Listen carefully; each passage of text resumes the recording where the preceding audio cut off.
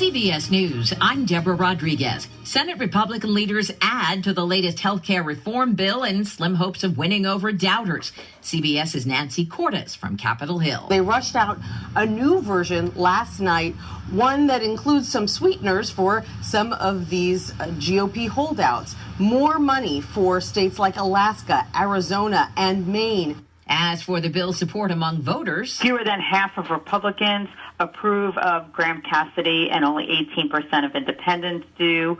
More than 8 in 10 Democrats, however, disapprove. CBS News Deputy Director of Surveys, Jennifer DePinto. The violent crime rate in the country is up for the second year in a row. Last year's increase, 4.1%.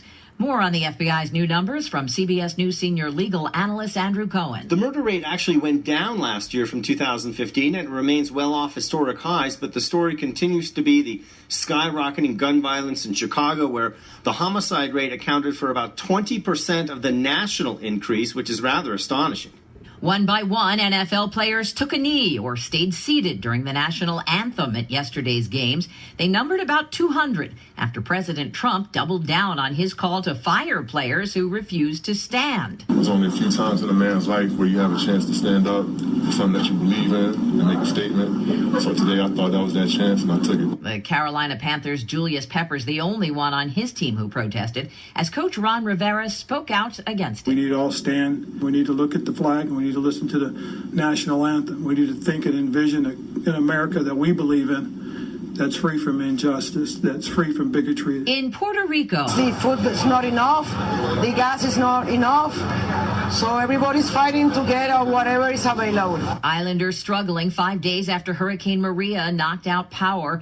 Maria now a Category 2 storm headed toward the eastern seaboard. I'm Jim Krasula in North Carolina. With Hurricane Maria heading up the east coast, there's a mandatory evacuation order for Ocracoke Island at the southern end of North Carolina's Outer Banks. Tropical storm warnings and watches are posted for much of the North Carolina coast. Maria's biggest impacts are expected to be storm surge, rough surf, and beach erosion. Researchers want to find out more about how our genes, environment, and lifestyles interact. Riding the new wave in science, precision medicine, the idea that our genes, environment, and lifestyle interact in ways unique to us, and that medical treatment will be most effective if tailored to our unique genetic makeup. The NIH recruiting 1 million volunteers at more than 50 sites nationwide. Participants will get DNA tests and report on their diet, sleep, exercise, and other lifestyle factors. Now, this is not for the commitment phobic. The study will run for at least 10 years. Vicki Barker, CBS News. In early trading, the Dow down 18.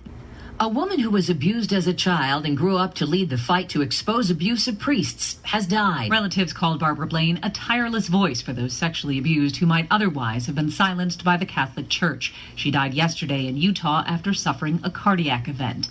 Blaine railed against predator priests and laws that she felt protected them. Step up and reform the statutes of limitation once and for all. After that rally last year, Illinois eliminated some restrictions on when child sex victims can sue their abusers. Blaine offered no explanation for leaving SNAP in February. Nancy Hardy, CBS News, Chicago. Airbnb isn't just for sleepovers anymore.